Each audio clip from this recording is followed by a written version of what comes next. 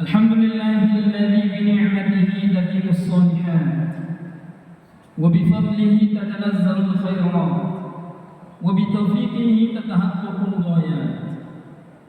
Walladzi ja'ala lakumul arda firasha was samaa'a binaa'a wa anzala minas samaa'i maa'an fa akhraja bihi minat thamarati rizqan lakum fala taj'alu lillahi andada wa antum ta'lamun. Asyhadu an la ilaha illallah wahdahu la syarika lah wa asyhadu anna Muhammadan 'abduhu wa rasuluh la nabiyya ba'dah. Allahumma shalli wa sallim wa barik ala Muhammad wa ala ali Muhammad wa sallim tasliman katsiran, amma ba'd. Fa ya ayyuhal muslimun, usikum wa nafsi bittaqullahi faqad fazal muttaqun. Ittaqullaha haqqa tuqatih wa la tamutunna illa wa antum muslimun. Faqala Allah tabaraka wa ta'ala fi Qur'anihil Karim, a'udzu billahi minasy syaithanir rajim. Bismillahirrahmanirrahim. Ya ayyuhalladzina amanu taqullaha wa qulu qawlan sadida yuslih lakum a'malakum wa yaghfir lakum dhunubakum wa man yuti'illaha wa rasulahu faqad faza fawzan 'azima. Shadaqallahul 'azim. Ma'asyiral muslimin wa saudaratul mukminin, bapak-bapak, saudara-saudaraku jamaah Jumat yang dimuliakan oleh Allah Subhanahu wa taala. Kembali kita bersyukur kepada Allah Subhanahu wa taala bahwa pada tanggal 10 Zulhijjah ini Allah masih memberikan kita nikmat yang tak terhingga. Allah berikan kita sehat, Allah berikan kita umur, Allah berikan kita rezeki.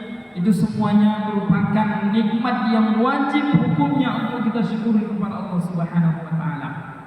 Sejak tadi malam takbir sudah berkumandang di seluruh penjuru dunia, mulai dari kota sampai kepada pelosok desa, menunjukkan bahwa hari raya Idul Adha telah tiba. Maka oleh karenanya kita berupaya untuk menjadikan pribadi kita pribadi yang bersyukur kepada Allah Subhanahu wa taala. Bagaimana caranya? Cara yang paling ampuh di antara cara mensyukuri nikmat kepada Allah Subhanahu wa taala adalah dengan membuktikannya dengan perbuatan dan amalan. Apa amalannya? Kalau kita mampu berangkat haji, kalau tak mampu berkurban, tak mampu berkurban maka berpuasa Arafah, tak mampu puasa Arafah maka minimalnya kita puasa dari sejak subuh sampai selesainya sholat Idul Adha. Maka insyaallah semoga kita semuanya menjadi pribadi yang senantiasa bersyukur kepada Allah Subhanahu wa taala. Selawat dan salam kita sanjung tinggikan kepada Nabi kita Nabi sallallahu alaihi wasallam. Kita lepaskan Allahumma sholli ala Muhammad wa ala ali Muhammad. Assalamu alayka ya Rasulullah. Semoga kita yang senantiasa rajin berselawat kepada beliau, kita dapat syafaat dari beliau pada hari yaumul la yanfa'u malun wala banun illa man atallaha biqalbin salim. Nanti ada masanya, ada waktunya, tidak ada berguna harta, tidak berguna anak sekalipun kecuali orang yang datang kepada Allah Subhanahu wa taala biqalbin salim, dengan hati yang selamat. Apa maknanya dengan hati yang selamat? Maknanya adalah dengan jiwa, dengan diri yang dipenuhi dengan amal-amal saleh kepada Allah Subhanahu wa taala. Maka saat itu kita sangat mengharapkan syafaat dari Nabi kita Nabi Muhammad sallallahu alaihi wasallam. Ma'asyiral muslimin wa saudaratul mukminin, bapak-bapak, saudara-saudaraku jamaah Jumat yang dimuliakan oleh Allah Subhanahu wa taala. Melalui mimbar yang mulia ini khatib berwasiat kepada kita semuanya, terkhusus kepada diri khatib sendiri. Mari sama-sama kita tingkatkan kualitas ketakwaan kita kepada Allah Subhanahu wa taala. Takwa dalam arti di sini adalah kita kerjakan, kita laksanakan segala bentuk perintah suruhan dari Allah. Kita tinggalkan, kita jauhi segala bentuk larangan dari Allah Subhanahu wa taala. Karena inilah definisi daripada takwa itu sendiri. Bahwa kita semua sama di mata Allah. Yang kaya, yang miskin, yang pendek, yang tinggi, yang hitam, yang putih, sama di mata Allah. Satu-satunya yang membedakan adalah ketakwaannya. Kata Allah, inna akramakum indallahi atqakum. Sesungguhnya yang paling mulia di sisi Allah di antara kita atqakum, dialah yang paling bertakwa. Masyaallah muslimin sallallahu mukminin, bapak-bapak, saudara-saudaraku jamaah Jumat yang dimuliakan oleh Allah Subhanahu wa taala. Bahwa ketika hari raya Idul Adha tiba, tentu kita diingatkan dengan 3 hamba Allah yang sangat mulia, yaitu Nabi Ibrahim alaihissalam, putra beliau Ismail alaihissalam, dan istri beliau Hajar radhiyallahu anha. Pada kesempatan ini kita tidak membahas ketiganya, kita hanya membahas dan meneladani sosok Nabi kita Nabi Ismail alaihissalam, bagaimana bakti beliau kepada orang tuanya. Maka ketika Nabi Ibrahim memanggil Ismail, beliau menceritakan mimpinya yang termaktub dalam Al-Quran. Kata beliau, "Ya bunayya inni ara fil manami anni azbahuka fanzur madza tara." Wahai anakku, sesungguhnya aku melihat dalam mimpi bahwa aku menyembelihmu. Fanzur madza tara, maka sampaikan bagaimana pendapatmu. Dijawab oleh Nabi Ismail alaihissalam. Apa jawaban beliau? Qala ya bati fa'al ma tu'mar.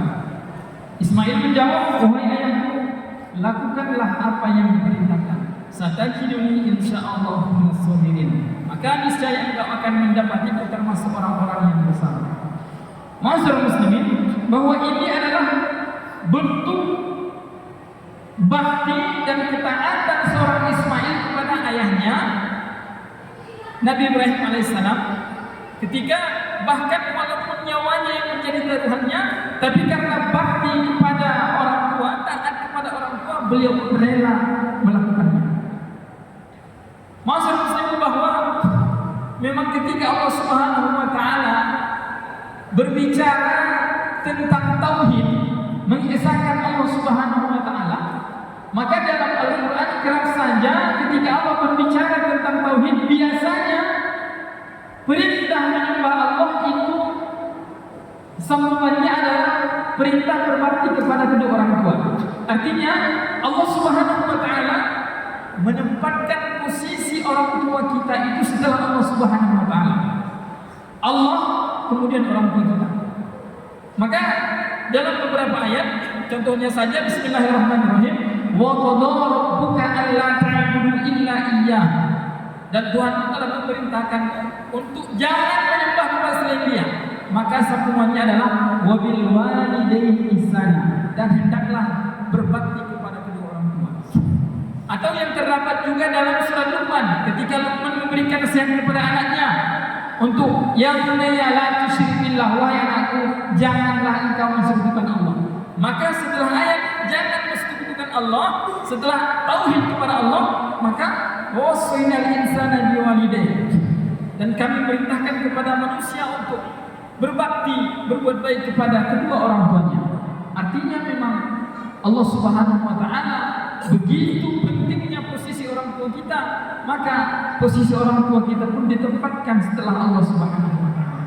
Maka ma'asyiral muslimin rahimakumullah, bahwa berbakti kepada orang tua adalah kewajiban kita sebagai anak. Hari ini siapapun kita, berapapun umur kita, baik kita yang sudah berkeluarga, punya anak, bahkan punya cucu, kita tetaplah seorang anak. Kita tetaplah sebagai anak dari orang tua kita. Maka secara seorang anak, kita mesti berbakti kepada kedua orang tua kita. Bagi kita yang orang tuanya masih hidup, kesempatan bagi kita untuk meraih surganya Allah, untuk meraih ridho Allah Subhanahu wa taala melalui amalan, melalui pintu orang tua kita. Kita raih ridho Allah Subhanahu wa taala dengan berbakti kepada kedua orang tua kita. Lalu bagaimana dengan kita yang orang tuanya sudah dipanggil oleh Allah Subhanahu wa taala? Kita tetap bisa berbakti kepada kedua orang tua kita dengan cara apa? Dengan cara mendoakannya setiap sholat kita. Dengan cara ketika kita punya rezeki, punya harta, maka kita bisa bersedekah. Kemudian pahalanya kita niatkan untuk orang tua kita. Atau kita jika punya kesempatan berangkat haji, kita punya kesempatan untuk memberangkatkan haji kepada orang tua kita. Berangkat umrah, kita bisa memberangkatkan umrah untuk orang tua kita. Maka itu adalah bentuk bakti kita kepada orang tua yang sudah dipanggil oleh Allah Subhanahu wa taala. Masuk muslimin subhanallah. Maka mari sama-sama kita introspeksi diri kita bahwa hari ini kita sudah sampai di mana bakti kita kepada kedua orang tua kita. Termasuk anak yang durhaka, ketika orang tuanya masih hidup, lalu dia jarang menelpon atau jarang pulang kampung, alasan karena mencari rezeki, mencari harta dan lain sebagainya. Termasuk orang yang durhaka ketika orang tuanya sudah meninggal, akan tetapi dia tidak pernah mendoakan kedua orang tuanya, luput dari ingatannya. Masyaallah muslimin subhanahu rahimahullah. Mudah-mudahan kita menjadi Ismail selanjutnya yang berbakti dan taat kepada kedua orang tuanya. Semoga orang tua kita ditempatkan oleh Allah Subhanahu wa taala di tempat yang terbaik di sisinya. Semoga kita menjadi anak-anak yang berbakti kepada kedua orang tua kita. Barakallahu li wa lakum fil Qur'anil azim. Wa nafa'ani wa iyyakum bima fihi min al-ayati wal hakim. Wa taqabbal minni wa minkum tilawatahu. Innahu huwal ghafurur rahim.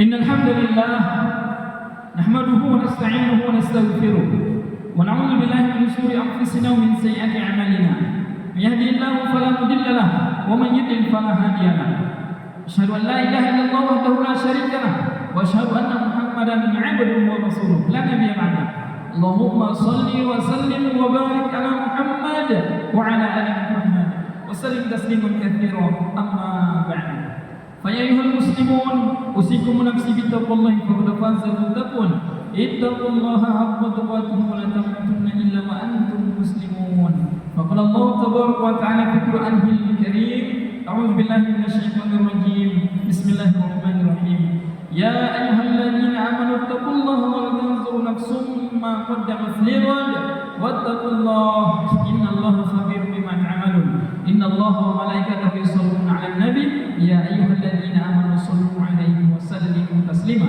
اللهم صل على محمد وعلى محمد كما صليت على إبراهيم وعلى إبراهيم وبارك على محمد وعلى محمد كما باركت على إبراهيم وعلى إبراهيم إنك حميد مجيد اللهم اغفر للمسلمين والمسلمات والمؤمنين والمؤمنات الأحياء منهم والأموات إنك سميع قريب مجيب الدعوات يا قاضي الحاجات يا حي السائلين اللهم اغفر لنا ذنوبنا وذنوب والدينا وارحمهما كما ربيانا صغيرا ربنا اغفر لنا ذنوبنا ولوالدينا وارحمهما كما ربيانا صغيرا ربنا ظلمنا أنفسنا وإن لم تغفر لنا وترحمنا لنكونن من الخاسرين ربنا آتنا في الدنيا حسنة وفي الآخرة حسنة وقنا عذاب النار الحمد لله رب العالمين عباد الله إن